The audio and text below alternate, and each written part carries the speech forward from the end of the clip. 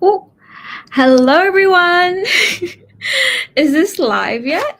I'm not sure. It's been a while since I last streamed. So, hi guys, welcome back to my Bitcoin study stream. This is the 5th hour of studying Bitcoin, learning about different aspects of Bitcoin. The last time we did a stream was before going to Europe, so that was a month ago. And now today's topic is going to be just a little bit of a recap of what's been going on in Bitcoin Summer, all the different aspects of what were they talking about at conferences, and also Bitcoin mining, because that was one of the main topics that was spoken about during the conferences. Just to preference this for people who are coming in, my position when coming into Bitcoin mining is I am a student. I am trying to learn from different people. I've never ever mined Bitcoin, but only bought Bitcoin. And in no way am I ever going to promote one or the other. This is for your education, right? Like, you guys learn about what works for you, if mining works for you or not, or buying Bitcoin works better. It's more like an open-ended conversation with everyone, and also openly learning with everyone about different aspects of Bitcoin. Because at the end of the day, I think my position here is not to influence anyone into doing one or the other, buying Bitcoin or mining Bitcoin, just to give information out there so you can make your own decisions. But yeah, I've had the most interesting summer meeting so many different people in Bitcoin, and that's why all these type of concepts and ideas keep coming up. Like, I remember texting or like posting on X saying, I never really thought mining was a possibility or just a logical thing to do up until I met a lot of different OG Bitcoiners at Latvia Baltic Bitcoin. But we are getting ahead of ourselves. So let me just quickly, hello guys. Today for the first, I guess, 10 minutes, I'm just going to do a little bit of a show and tell. Is that okay? I have a few images from like a recap of what's been going on, and then we'll get into my special guest who will be talking a little bit more about Bitcoin mining. But as some of you may know, I visited the UK and then France, all these different, and we visited the London Stock Exchange, and this was me seeing a bus for the first time, and also got to visit our friends at Roxham TV. So I actually have a little vlog coming out like today about Roxham, but what Roxham is a 24-hour live Bitcoin news channel, similar to what Bloomberg is for traditional finance stuff, but this one is Bitcoin only. And what was exciting about this was it was my first time in a like live studio, and I was able to meet the founders of Roxham and also just film a little news segment with them. So I was like really, really excited. So in London, it was more kind of like a family visit and also just visiting a few people. I know a lot of people ask me, oh, like which Bitcoin treasury company can you talk to in London? But sadly, a lot of the Bitcoin treasury companies were not in London at the time. So I was more just hanging out and visiting some of the Bitcoin studios, which was cool also. After that, I think a few people may have seen my interview with George Karam. He is the CEO of Sequans, which is a Bitcoin treasury company based in France. They are a semiconductor they are originally a semiconductor company, and they have adopted a Bitcoin treasury. So if you want to hear more about that, you can go and watch that video on my profile on my YouTube. I probably have his video up now.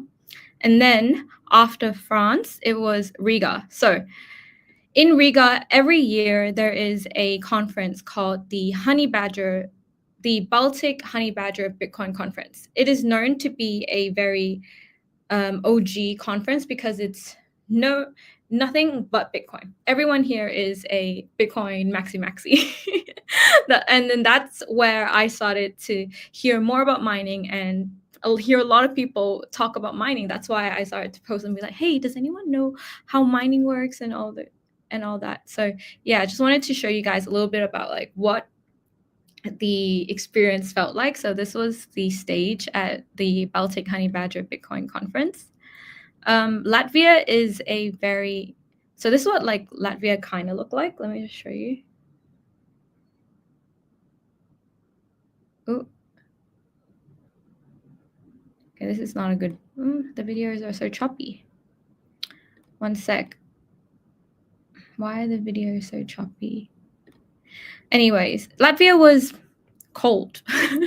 It was summer, but it was cold. But there were a few beautiful days. So I think this was one of the beautiful days in Latvia. I think, yeah. Overall, I think.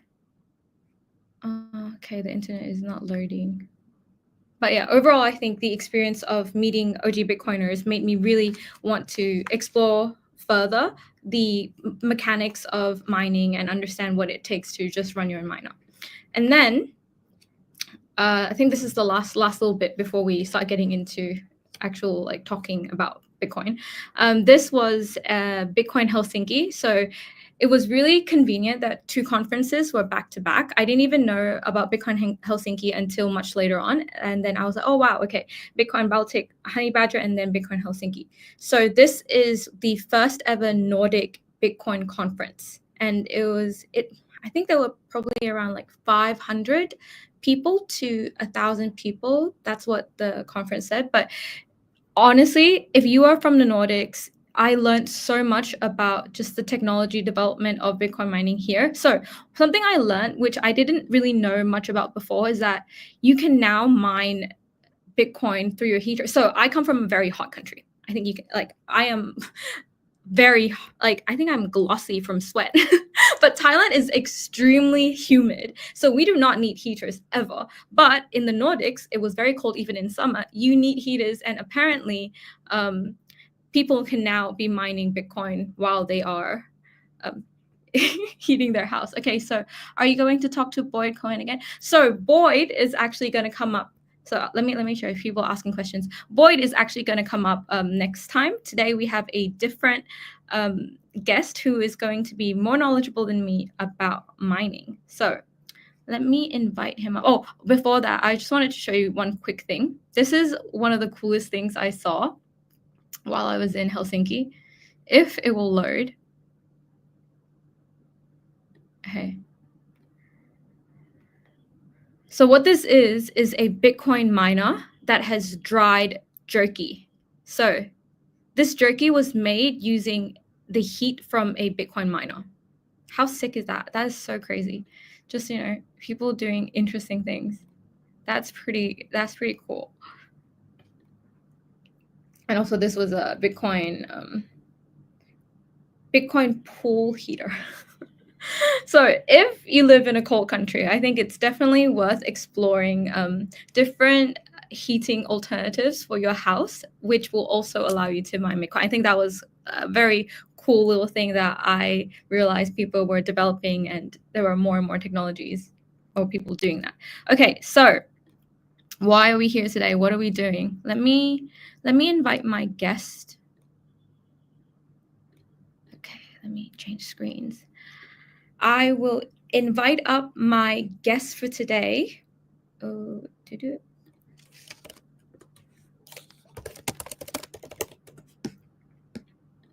But before then, can I ask, is the video quality okay or am I choppy? Okay, let me put out this. Yannick wants to know, wait, when is the next time? Is there a fixed date? So Boyd and I are besties. So this is what I'm thinking. I'm talking to him about doing a once a month stream with him. First week of each month, I'm going to talk to him. He's quite busy with a lot of different secret projects that he's working on, but I think he's ready to reveal some. But yeah, first of every month, I will have a stream with Boyd, and then I'm going to try and do a Bitcoin study hour once a week. So yeah, for those who want to know, and if there are any specific guests you want to come join and teach me a specific area of Bitcoin, please write them in the comments and I will go invite them, and then we can have that person come on and teach us, me and you, about that specific area of Bitcoin. But today, our guest,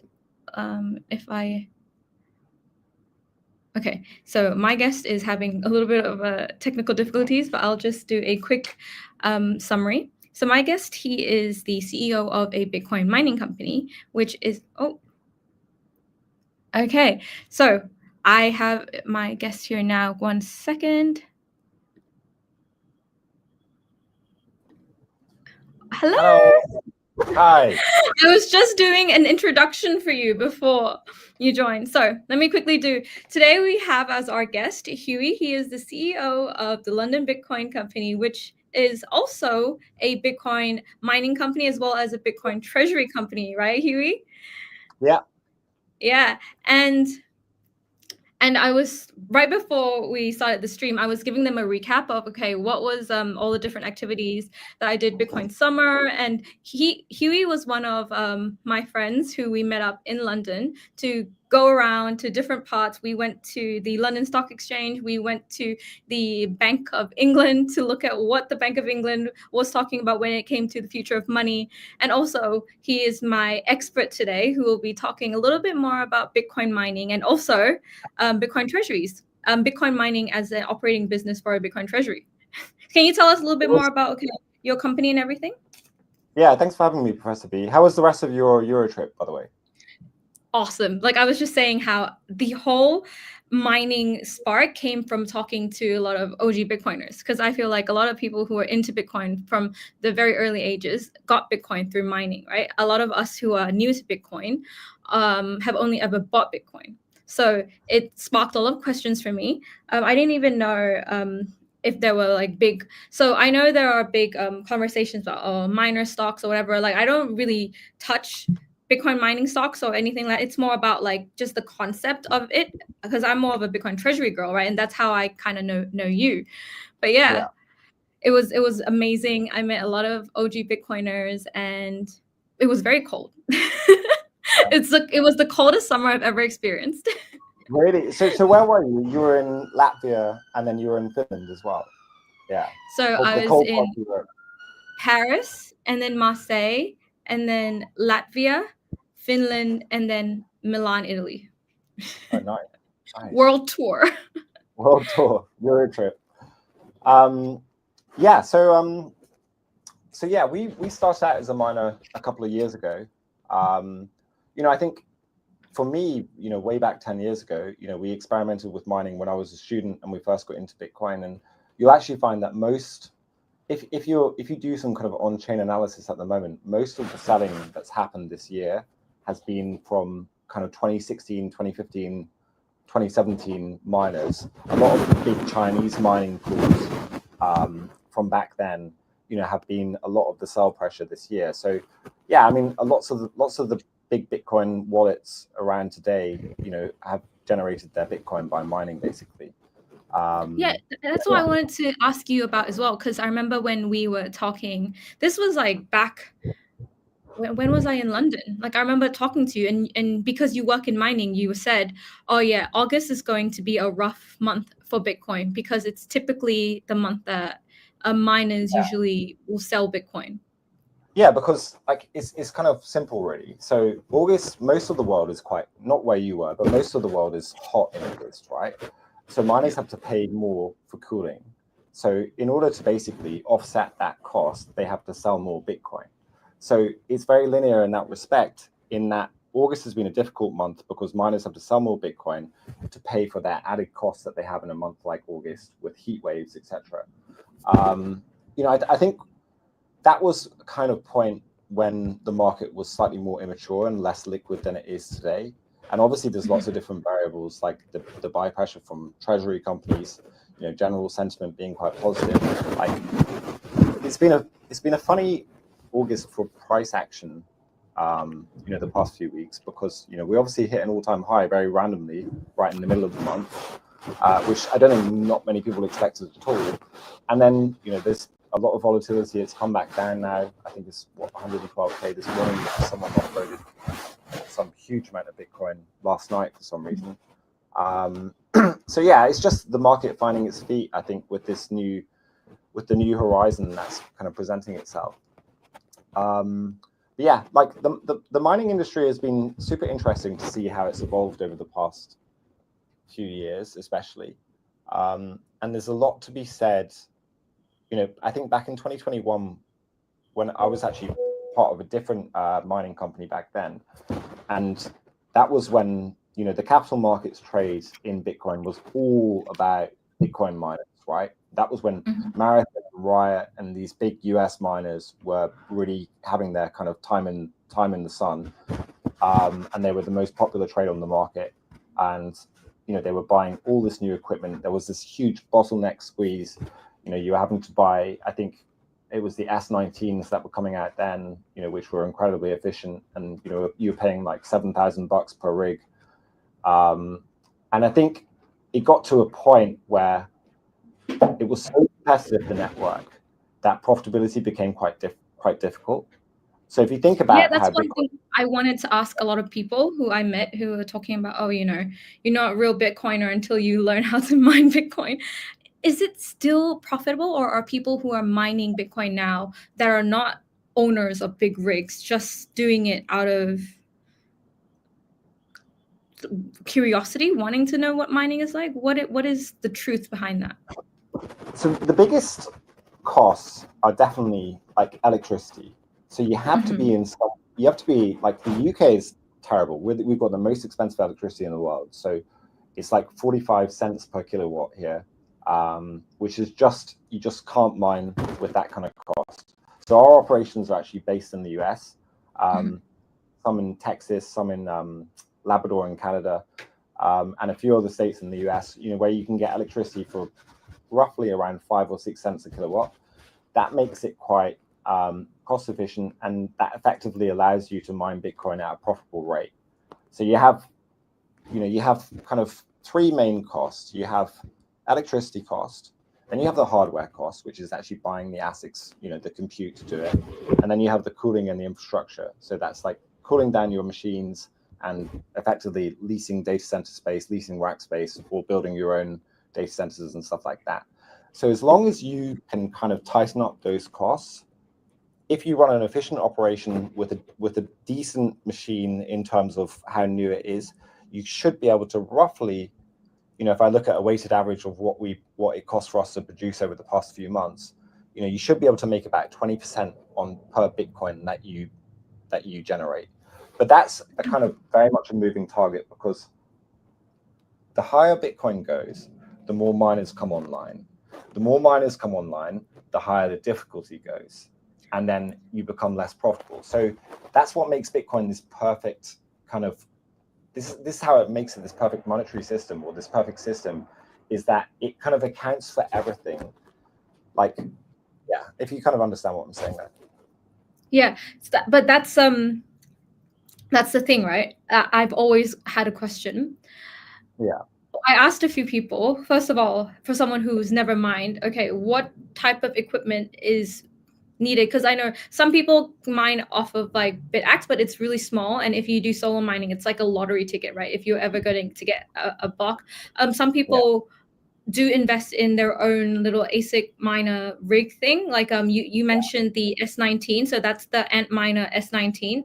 Now we have the S21. Is that right? Yeah. We're up to S21. S21. You have S21 Pros now. You have Watts Miner, which are this big Silicon Valley-backed American-made company, which are very popular. Jack Dorsey's just released a whole new mining. Have you heard about that? The Proto or something?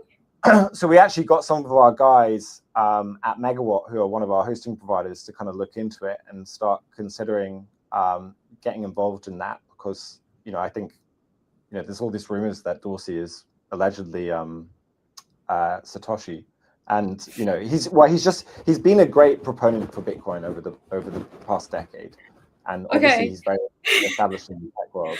Okay, time out on the Bitcoin mining. Do you actually think there is a possibility that it's him though? Because for me, it's almost impossible, because during the time when Satoshi was doing Satoshi things, Jack Dorsey was doing Twitter.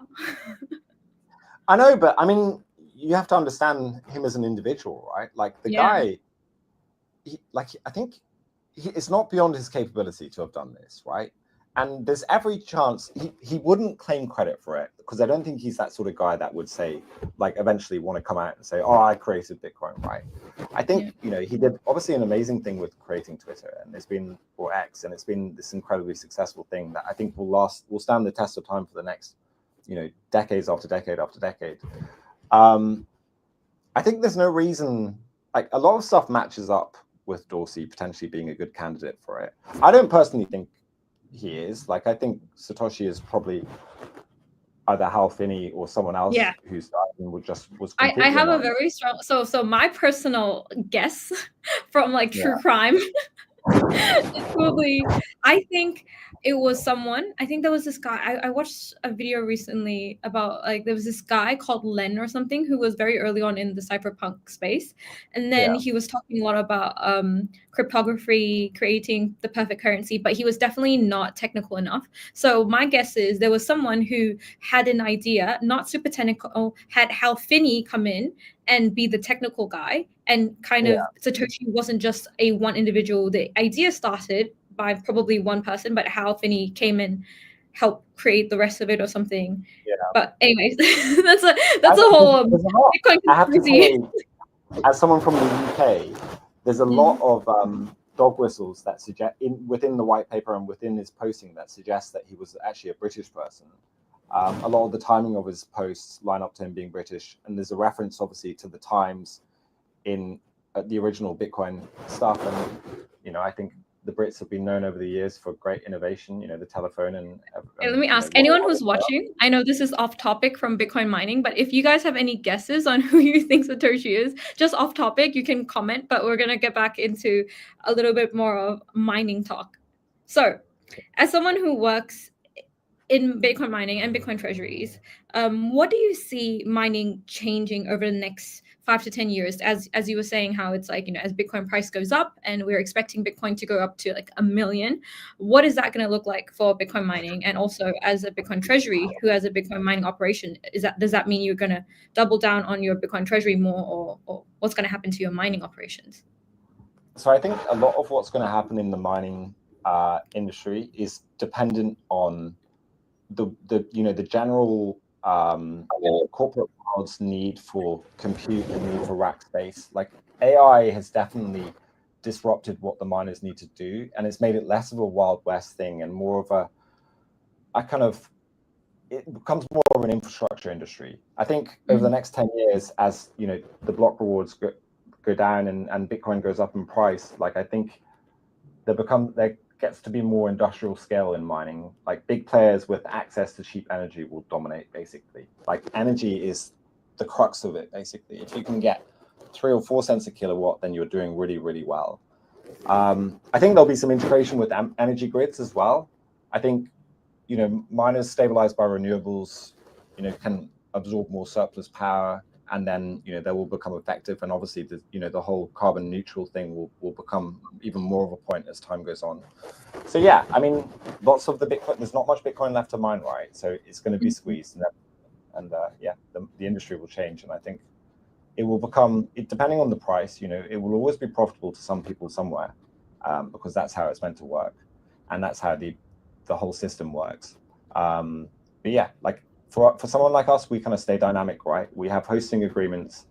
We choose our kit very carefully. Like, sometimes we buy, you can buy an old machine for a cheaper price, and you can effectively mine more efficiently than buying a brand new machine for much more expensive, because you have to factor in impairment, right? How hard are you running these machines? How much are you overclocking them? How much are you going to hurt them? And what's the life cycle of them? So yeah, there's lots of different thought processes that go into what we acquire and when we acquire it, and how long we'll have these things running for. Yeah, so that was one thing I was wondering as well. As someone who's new to mining and deciding, okay, if I should buy or invest so much in kind of like my own personal S19 or S21 or whatever, because they cost quite a bit, right? What would your professional opinion be for someone who's getting into mining? The desire here is to acquire non-KYC sovereign Bitcoin, right? Yeah. So it's not just to sustain the network or like we participate in it, but you actually want to have and be collecting some wild sats, wild Bitcoin. So what would your suggestion be? Oh, I don't know. I mean, if you're a solo miner, there's all sorts of operations out there that kind of make it easy for a solo miner. But if you wanted to go hardcore, you could acquire your own like ASICs rig, and you could somehow figure out how to run it from home. Depending on your electricity costs where you live in Thailand, like you could potentially make efficiently mine, some Bitcoin over the course of the next couple of years.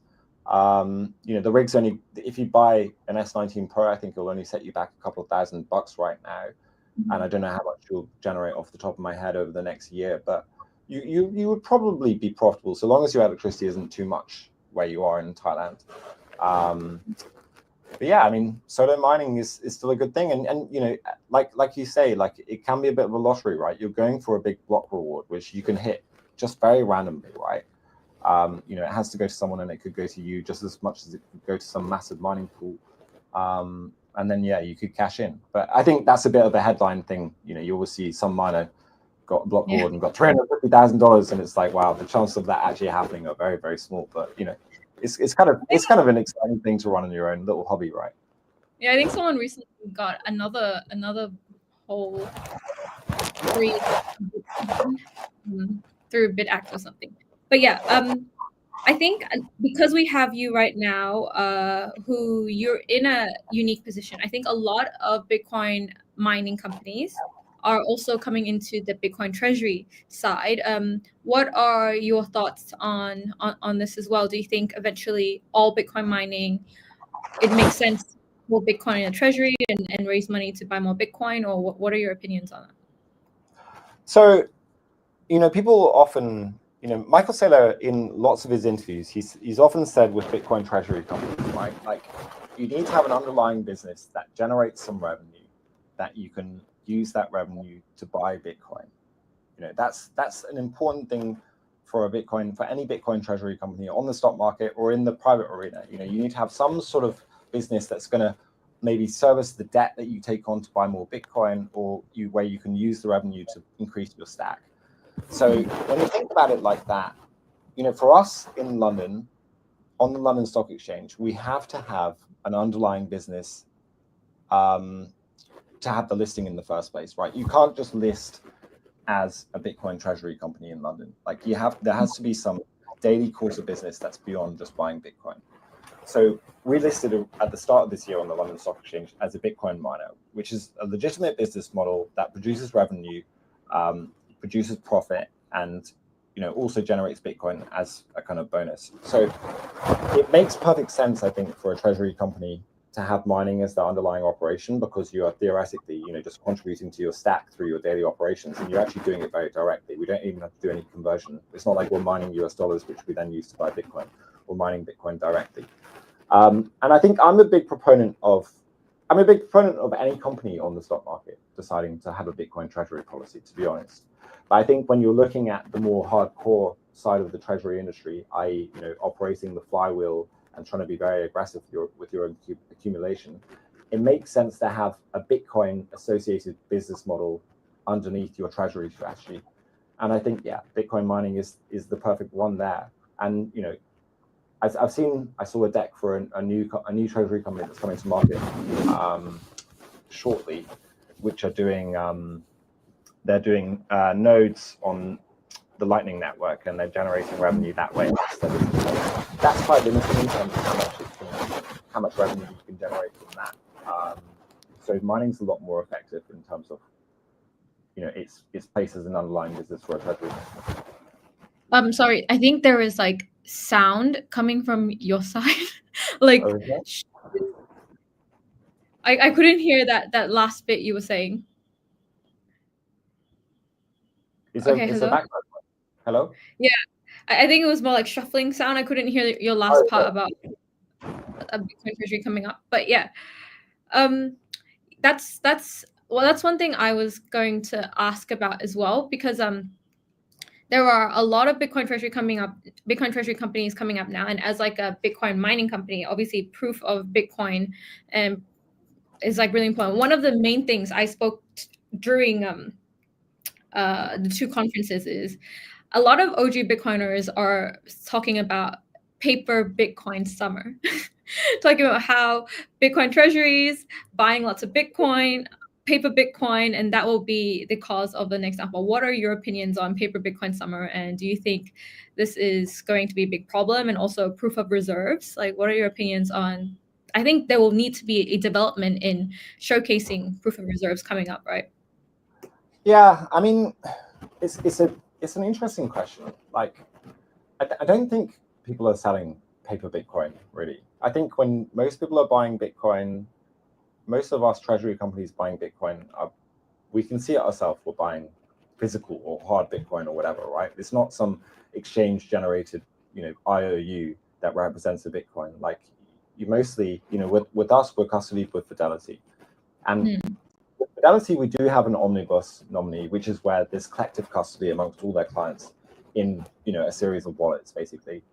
We can see our Bitcoin there, but we can't do proof of reserves because there's a bunch of security risks around that, and our Bitcoin is commingled with a bunch of other Fidelity clients' Bitcoin, right? Like that's the way that they have it most effectively.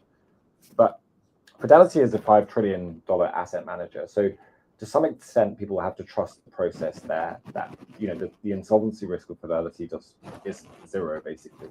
Like these guys are one of the biggest financial institutions in the world, right?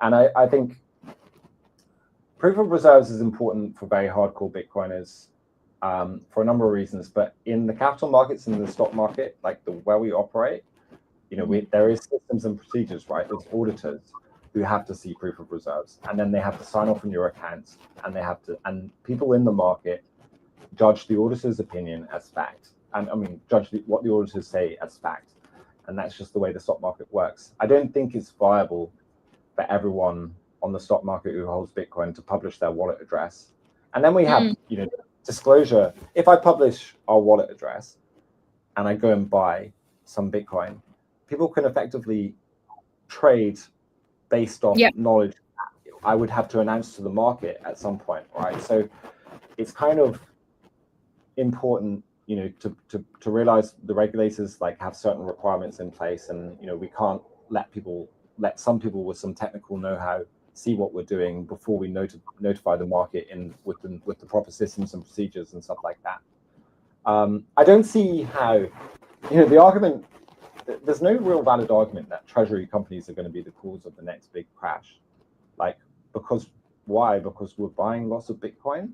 I think that's currently this is just the worries I've heard, right? The woes are that you hear about this in the kind of crypto and Bitcoin space all the time, right? There's a trade that becomes really popular, like treasury companies right now, like miners in 2021, and everyone's like, oh gosh, this is becoming such a bubble-like industry. This is going to be the cause of the next crash. But there's no real reason. We're buying physical Bitcoin. We're not actually at all leveraged right now. Everyone else in the industry, some people have some leverage. Strategy has some leverage, but they leverage themselves up in a very sensible way. And most of the leverage is in the form of convertible bonds. So most of it would, rather than selling Bitcoin, they'll just convert to equity, to be able to settle the debt, basically. I don't think anyone's so irresponsibly leveraged at the moment in the industry from what I can see. I would like to leverage up our stack to some extent, but I wouldn't do it to an extent, there's certain rules around loan to value and stuff that companies have to stick to. And I wouldn't do it in such an irresponsible way that would cause us to have a massive liquidation situation or something like that. So yeah, I just think it's just a moot point, basically, from some people who really don't know much about what they're talking about, saying that treasury companies will be the cause of the next crash. We're buying Bitcoin and we're holding Bitcoin, right? We're just doing what everyone else in the market would be doing anyway. But we're probably going to be, the industry at large is going to be less of a seller than retail would be if they're all buying Bitcoin today, right? Yeah, I do agree, because from what we've seen, I think my opinion is that it is an overall net positive to the Bitcoin ecosystem, in that it gives Bitcoin a more stable ground, right? Yeah. In the past, when it was purely just individuals, retail, no institutions, it was very volatile and it can get really crazy wavy. Right now, I think it is way less volatile. There are some people selling, but it's kind of predictable. This is August. A lot of the OGs are selling, a lot of miners are selling. It is what it is. But at the end of the day, we haven't seen any Bitcoin treasury companies sell yet. Not to say that there won't be in the future, but it's just as of now, right? With the information we have right now, it has really been quite stable. I don't know. I just feel like some people are upset about 10% losses and stuff like that. I'm just like, guys, this is not the wild. This is not as bad as it used to be. Yeah, and I think it's an efficient market, and yeah, for sure, like some treasury companies in 2 years' time, when they have some cash requirement for something else that they're doing in the normal course of business, they might sell some Bitcoin. Fine, like I don't mind. Like anyone can buy or sell Bitcoin at any point in the world. I don't think it's up to us, as kind of not thought leaders, but people who have an opinion in the space, to say, if you buy Bitcoin, you can never sell it. You can never sell it. If Michael Saylor says he will never sell his. Yeah, as long as like there's big champions of the industry that buy and hold, and for us as well, we want to buy and hold, and we want to ride it up, all the way up as far as it's going to go. And I don't think we will have any need to sell it at some point over the next 5 years. There's always ways that you can use it as collateral to get money to operate, further courses of business you need to. But yeah, I mean, I'm sure, like you say, some treasury companies will sell at some point in the future, and that's fine. That's just the market at the end of the day.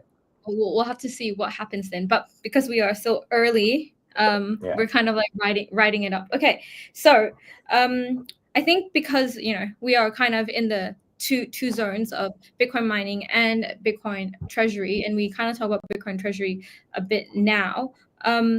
You did mention that there was a big mining boom back in 2021. Now it's kind of Bitcoin treasury boom. Do you still see people getting into and investing a lot of money into mining coming up, and there will be another mining boom because of the price going up? Or do you think that the older ones who were established back then will just kind of be the main guys rising up? I think there will always be a big industry for mining Bitcoin until all the Bitcoin's been mined. But even then, you have transaction revenue from the more users on the Bitcoin network, the more transactions, the higher fee revenue for mining, and that kind of makes miners even more critical and sustainable.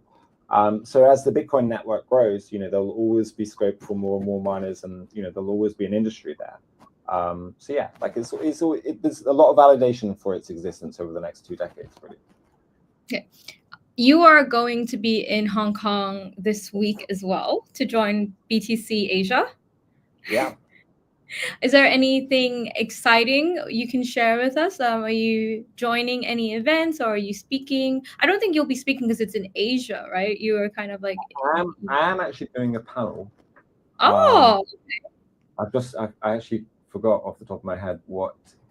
Oh yeah, here we go. It's on financing corporate growth with Bitcoin, my panel, and I'm doing it with someone from Block Spaces, Jeff from Strive, and Kyo from Day Cook Enterprises. So the 4 of us are doing a fireside on the Thursday morning, I think. I'm not sure what stage we're on, but you should be able to find it on the website if you're there. But yeah, no, I'm pumped for the week. Like Vegas was so much fun. You were there as well, right? It was a great conference. And now interested to see, like the Hong Kong Stock Exchange has had this huge movement in treasury companies over the summer. Really, it's become really popular on the Hong Kong Stock Exchange. So I think there's going to be a lot of energy, a lot around there, and I think there's going to be a lot of excitement. I think, in the West, we've always looked to Asia to like pump our bags, right? Like it's always been this narrative. Every time you're on a Telegram chat or on Twitter, we're just like, just wait for China to wake up, then everyone's going to make money again. They're going to rescue the market. The thing about Asia is that, so with a lot of Westerners I meet, they're very anti-scam. Every little thing, oh, it's a scam, it's a scam. But in Asia, they kind of like scams. Oh, my camera. They're like, oh, they kind of like scams, and they want to be the first to get in the scam and out the scam. Yeah. Wait, what happened to my camera? One sec. Okay. Am I back? Okay. Yeah. So, where were we? Okay, so you will be in Hong Kong on the Wednesday, right? And then when are you leaving? I'll arrive Wednesday. I'm leaving on Sunday. Oh my. And you're going to Japan, aren't you, for the Metaplanet AGM? Yes. Sorry, something. I'm having technical difficulties. My camera keeps disconnecting. And I think the internet is also very. Am I like choppy? No, you're all right on my side. Okay. Because I see myself when I move, I'm choppy. Yes. So exciting things happening, guys. So just came back from Europe, had a 1 week rest, and I am going to Hong Kong for a few days, and then Metaplanet AGM, which is very exciting. I think a lot of people are excited to hear Metaplanet's new updates, and I think Metaplanet is also the main sponsor for Bitcoin Asia.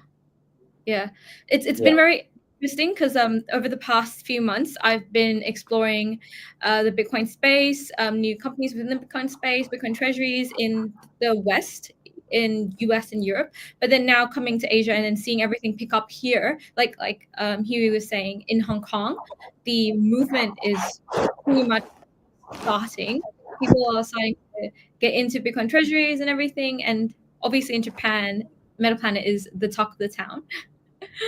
So it will be very interesting to see firsthand what people's reactions are, and also maybe I could do a little bit of like a street side journalism, talk to people and see, do they know anything about Metaplanet? Because you said when you visited Japan, people were stopping you on the streets with the Metaplanet merch. It was like I went after Vegas to Tokyo, and I bought one of the Metaplanet T-shirts that were in the store at the Vegas conference, and it was mostly when I went to like I play a lot of poker personally, so I was just looking up a poker game when I was in Tokyo, and I went to this poker game in Akihabara, and I was wearing my Metaplanet T-shirt there, and it was this Japanese poker game, right? And not many people spoke.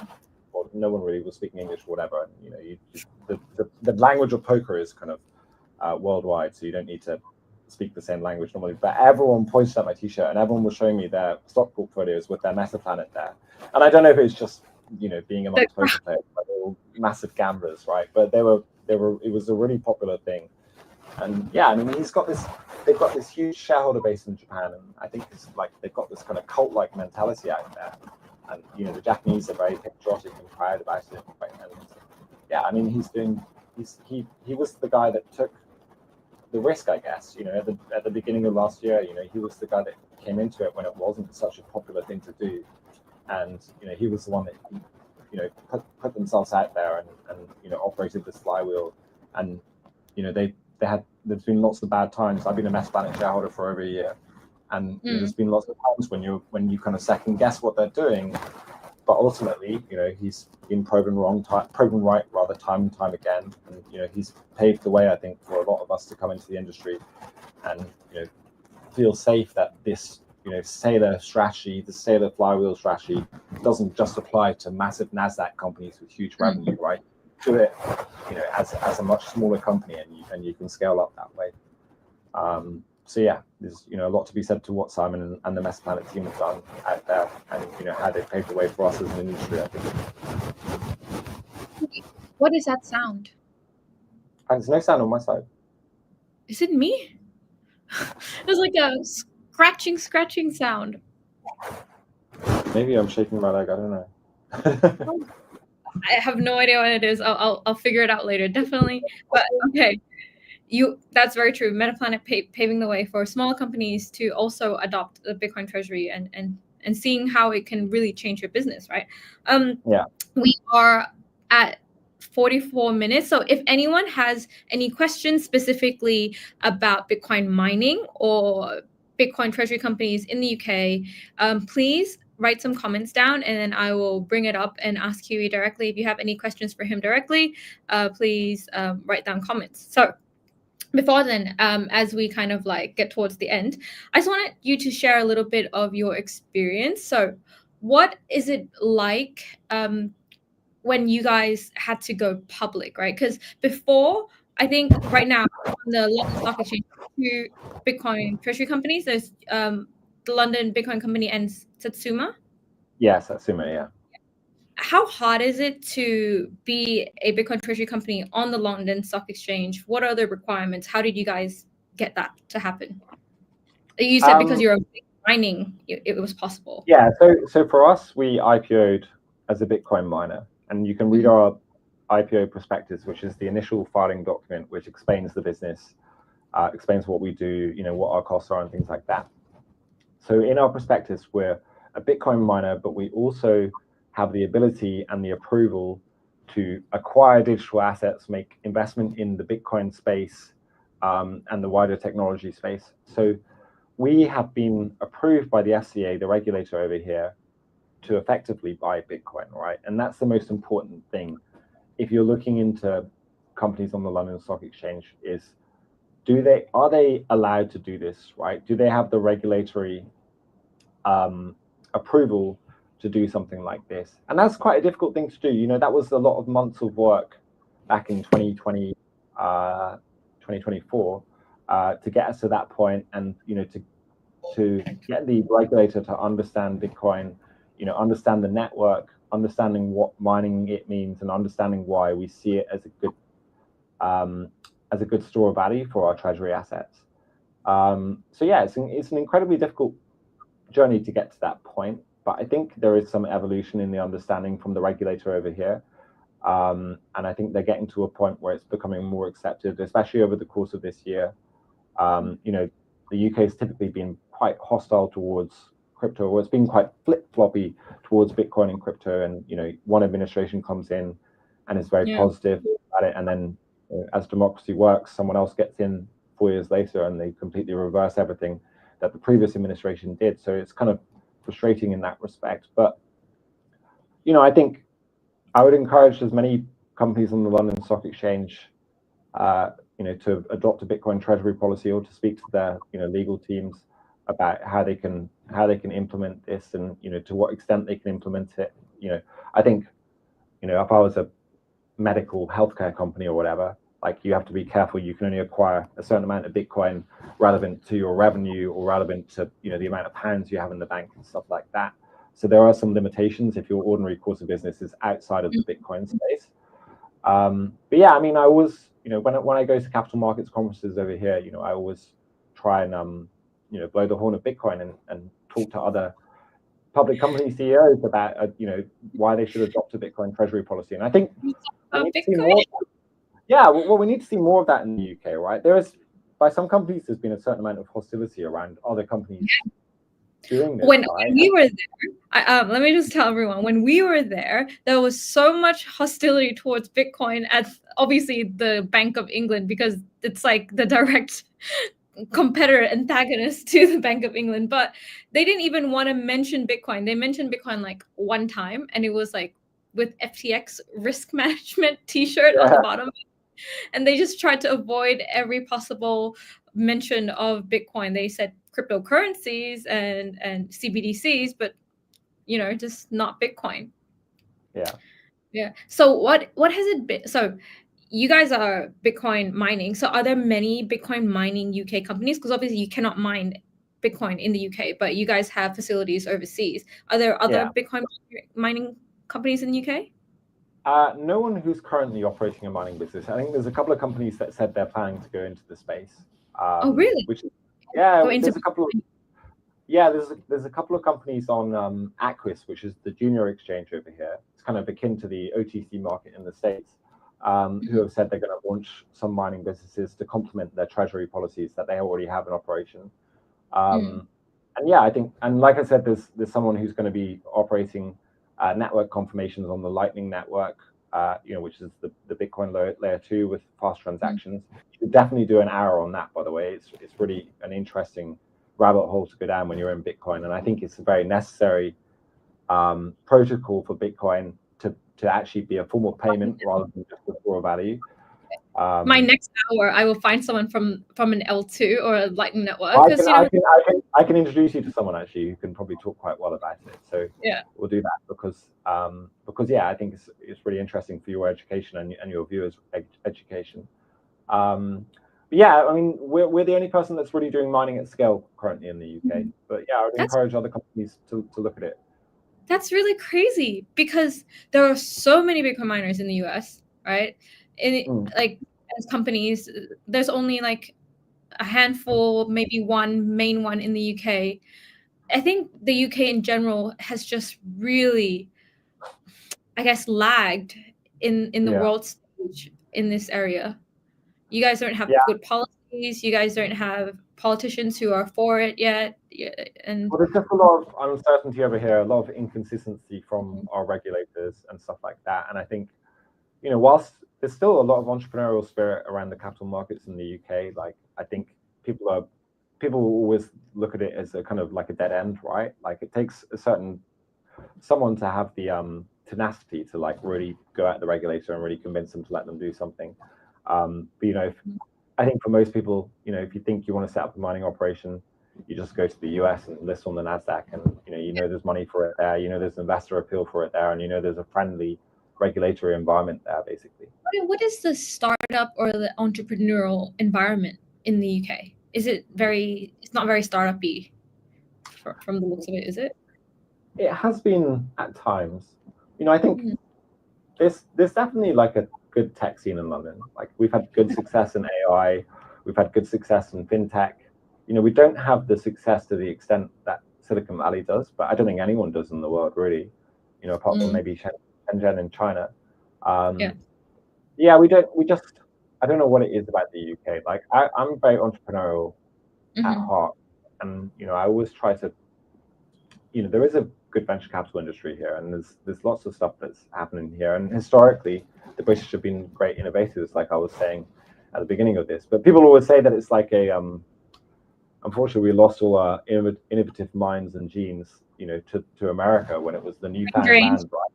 Like everyone, that's the theory behind why Europe is on this downward curve and why America's on this upward curve, because all the entrepreneurs from Europe went to America, when it became this newfound land that everyone was excited about.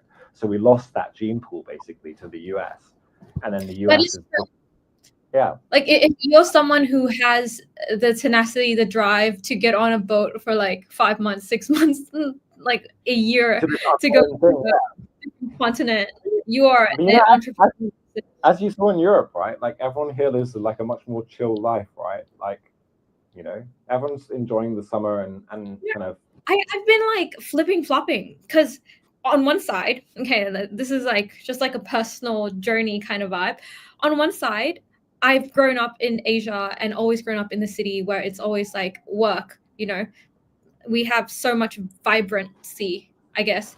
And then Europe is so chill and so relaxed and so calm, and no one works in August. And I was just kind of like, is this what it's like? But then also at the same time, yesterday I had like a moment of self-reflection. I was like, but human life is so performative, like compared to animals or anything, right? When you just exist and you coexist with nature, you don't have to perform for anyone. You don't have to wear specific things to be accepted in society. You don't have to be productive to be considered a member of society that is, I don't know, like I just feel like it's very much I'm going through some sort of like reflection period. Like I love the productivity, the vibrancy of a city, but also at the same time, I also don't feel like the productivity of a person should define them, and the performative nature of human beings shouldn't always be that way. And Bitcoin kind of allows you to not be so performative and just chill out and have low time preference. If you want to be, you can. If you don't want to, you don't have to. Yeah, exactly. Like it's not all about the rat race for everyone. And I don't think I think Europe will find its way in the world, like as continents do over generations, right? Like I think America's been so dominant and just been this incredibly efficiently run business, right? With Silicon Valley and all the hype that was around the tech industry there. And now they're dominating AI and like alongside China to some extent. But I think there's a lot of infrastructure in the world that's still rooted in Europe, right? And there's a lot of, just because we've not got the magnificent 7 FANG stocks based here, it doesn't mean to say that like a lot of the cogs in the machine of the world aren't produced or manufactured or operated from Europe. London still has this incredibly huge finance industry, right? And while the stock exchange in London isn't necessarily as big as it used to be, the AUM of London, the assets under management in hedge funds that are based here, in banks that are based here, in other regulatory funds that are based here. That's the second biggest in the world, right? We are the second biggest financial center in the world here in London. We're the biggest insurance center in the world here in London.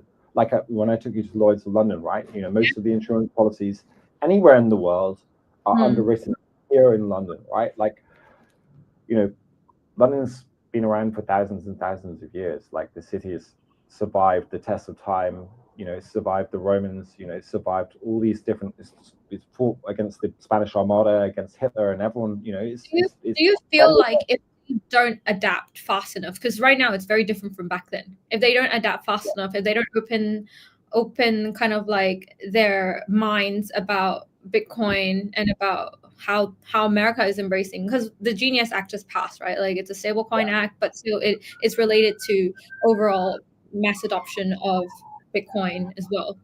So the UK has nothing in comparison to that, and actually Europe has something that's completely opposite of that. So how Europe is testing or trialing CBDCs coming this year, end of this year. I think it's as soon as October, which is crazy.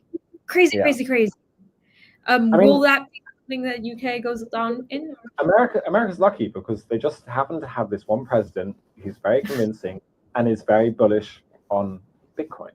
It wasn't the same this time last year for them, right? It was, a very bearish outlook in America's dominance of the Bitcoin industry at that point. So it would only take for us to get a new administration in a couple of years' time, when we have another election, 3 years' time, to be very positive around Bitcoin and crypto, and suddenly the dial moves in our favor, and suddenly we can become like a hub of innovation for the sector. We've always adapted well over here, and I think the time will come when the right political operation is in place for us to adapt and become a leader in the space. We'll see then, I think. And we, like I said, we have such a big finance industry. Like, we have so much money in London. Like, it only takes a friendly administration for us suddenly to be able to invest a lot in the innovation in the space, invest a lot in Bitcoin, and I think my personal take from being there is that definitely the finance sector is thriving, like lots of people doing a lot of things, but the main difference that I felt between the US and UK is that the UK fights against the surveillance state.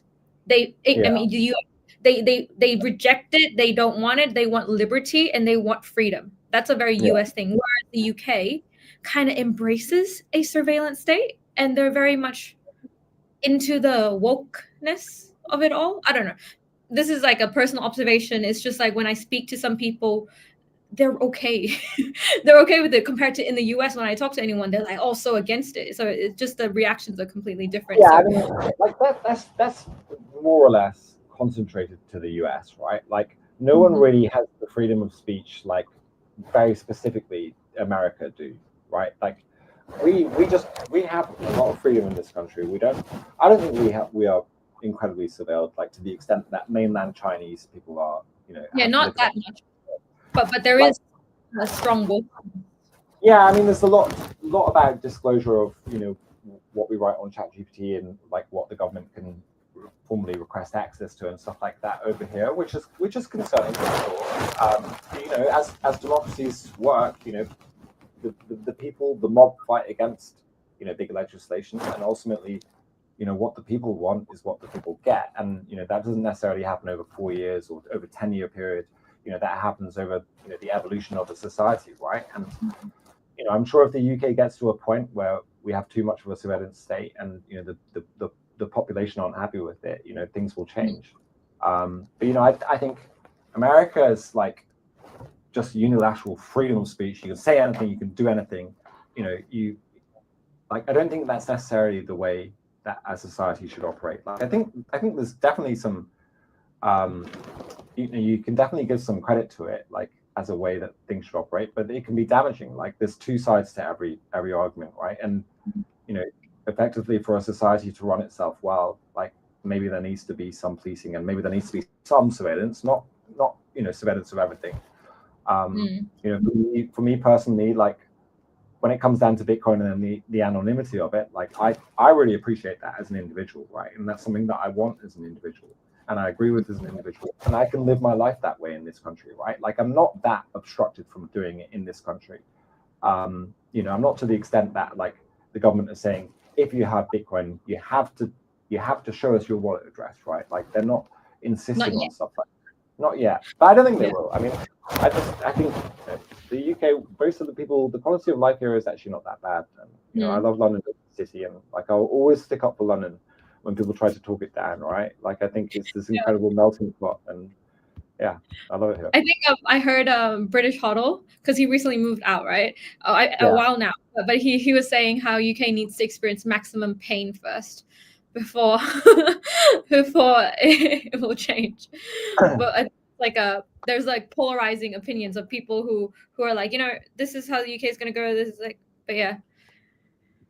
Yeah, I mean, I just think the UK will always find a way. Like I said, we had 2,000 years of great success here, right? Like we'll figure it out, like we always do. Just because we're not, we've not operated well in the past 30, 40 years, to the extent that North America and Asia have, doesn't mean to say in the next 100 years, we won't do better. Like we won't figure something out. Like that's just it's a natural progression as well. Like it used to be before different empires, right? Like the French before the UK, and then the Spanish, or I mean, you gotta remember, like we had 150 years of complete world domination here, right?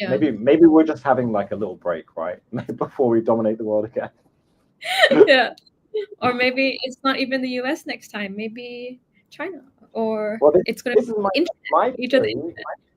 My theory, I think I explained it to you when you were here before, is that the global reserve currencies tend to be tied to whoever the biggest empire in the world, whoever the most dominant empire in the world. So over the past 500 years, we've had the Dutch Empire, we've had the Spanish Empire, we've had, the French Empire to some extent, around the Napoleonic times. Then we had the British Empire, where the pound was the global reserve currency. Then we've more or less, for the past 70 years, we've had the US Empire, right? The US have been the dominant economy. The US dollar has been the global reserve currency. But these empires tend to last about a century. Like if you look back at the modern empires, i.e. the past 500 years, they last about a century. So if the US is coming to the end of its empire, then who's next, right? The de-dollarization of the world is happening in front of our eyes right now, right? People are starting to reject it as a reserve currency, or as a currency where they base their own currencies against. So who's next? And there's not really a standout candidate apart from, I would say the internet, right? We're in the age of the internet. We're in the empire of the internet. The internet is the dominant thing around the world. Anyone can access it. There needs to be a global reserve currency that's correlated to the internet. So right now, the best candidate by far is Bitcoin to be that, right? If that's going to be the network of exchange for everyone to use, or everyone to base their currencies against over the next 100 years, it probably is. I would say the biggest risk to Bitcoin is AI superintelligence. And if AI superintelligence is going to decide the best form of payment, for the internet, for the age of the internet, there's a chance that AI could become more intelligent than Satoshi, and AI could develop something with a bigger network effect than Bitcoin, or something more efficient than Bitcoin. Because no one can say what. Yeah, you go. My opinion is that it will merge, because as AI is now, and we are living in a new age of agentic agents coming into our lives. This is the beginning of it. We'll definitely kind of almost merge with these like tasks. They'll be kind of like a task rabbit for us. Like they'll do a lot of things for us. They'll be able to exchange, have services done. They will come to also realize that the dollar is worthless, and it's not the best form of exchange. And then I think instead of creating a new one, because you got to go path of least resistance and lowest hanging fruit, it would be Bitcoin. To create a whole new currency by one super intelligence, and then everyone has to reestablish this trust for it, it will take too long, right? The path of least resistance for them would be to adopt something like Bitcoin or stable coins, and then start exchanging with that. Yeah. I think it will, if anything, help push Bitcoin forward. It's like a flywheel of other. Like AI helps Bitcoin. Bitcoin is the perfect form that AI can use, because AIs can't have bank accounts, right? They don't have identities. They don't have anything. But Bitcoin is permissionless, so it kind of works together in that flywheel. That's the whole point for AI hive minds. You're right, to work, and for them to work together, and for them to exchange but to have some medium of exchange between each other. They can't set up bank accounts because they can't KYC themselves, so they have to have something like Bitcoin. But yeah, I mean, when AGI comes around and when there is an AI that's effectively smarter than anyone on Earth today or anyone who's ever lived before us, yeah, I mean, that will be, that's the only way that there can be some doubt around Bitcoin is if they decide to make out by then. I don't want to be around for that. That sounds so sci-fi. I can't wait for it. I can't wait. I mean, just think of the development in the world. Think of what it means for curing diseases when AI can effectively, invent an answer. I've spoken to so many of these longevity bros. I think Bitcoin, longevity, and AI are like merging into one singularity. Yeah. So many longevity bros, and they're like, oh yeah, thanks to AI, we're gonna live forever now. We are in that age where we can. And I'm like, oh, come on, guys. Sometimes you just get tired. I just don't want to live forever. I want to go see God. I'm tired. It's very true. I mean, that's the intersection of religion with AI and Bitcoin and everything that's happening is incredibly interesting, right? Like, I think for me, AI and Bitcoin have opened my mind to religion, in lots of different ways, right? And I think, yeah, these things force you to ask the questions about the world and why we're here and stuff like that, and what makes sense. I'm definitely so keen because this one is the Bitcoin mining. I'm so keen to make another space where it's like AI Bitcoin, because then it's all the spirituality side as well. Because I feel like the AI, we are in the age of Aquarius, which is a whole nother topic, and that's an age of innovation, exploration within the space. The creation of AI is a whole topic in itself. Maybe I can invite a few people for that, and then bring you on as well and see what. You should actually, if you want to be really relevant, you should have that live stream with an AI, and discuss AI and Bitcoin with an AI. I think that would be really interesting. Actually, there, one of my friends is developing Digital Sailor, so maybe I bring Digital Sailor up. Yeah. What I always do when I'm at home, and this will probably freak some people out, but if I'm really struggling with a decision, I'll get ChatGPT on voice mode on my iPad, and I'll get Grok on voice mode on my phone, and I'll explain to them both that I want to have like a 3-way conversation about some certain issue with my work or whatever, and then you can actually have a debate with the two AIs and with yourself included in it, and it's kind of interesting to hear them debate each other and like to challenge each other's opinions and stuff like that. Okay. But then do they recognize that they're both AI? Did you tell them, oh, you guys are both AI? You can give them the context, right? It's all about giving them context. You say, Grok, ChatGPT, meet ChatGPT, ChatGPT, meet Grok. I'm Huey. I want to have a 3-way conversation with you guys, about the Lightning Network, for example. And then they acknowledge that, and they can understand. They can understand it's each other speaking to each other, or it's you speaking. And yeah, I mean, it's really interesting. The further you get into this. Okay. Okay, I will definitely keep that in mind for next one. But today, thank you so much, Huey, for your time. And that is our live for today. We have like 399 people watching. Oh, 400 now. Right now. Wow. We're averaging around like 200 to 300-ish. So not bad for a Sunday. Well, Sunday in the US. We will see you in Hong Kong. Yeah. I'll see you soon, and then we'll also be doing a few vlogs while I'm there. So for anyone who's excited about Bitcoin Asia, no worries. I will show you guys what it's like. It's hard to show people what it's like at Baltic Honey Badger because people are so secretive there. Like you cannot film anyone. But I think Bitcoin Asia, it's more kind of like open. It's a bigger conference. So I'll show you what the stages look like, what everything looks like. And also I'll go catch up with Huey there as well, and a lot of other people. All right. Bye, guys. Bye-bye.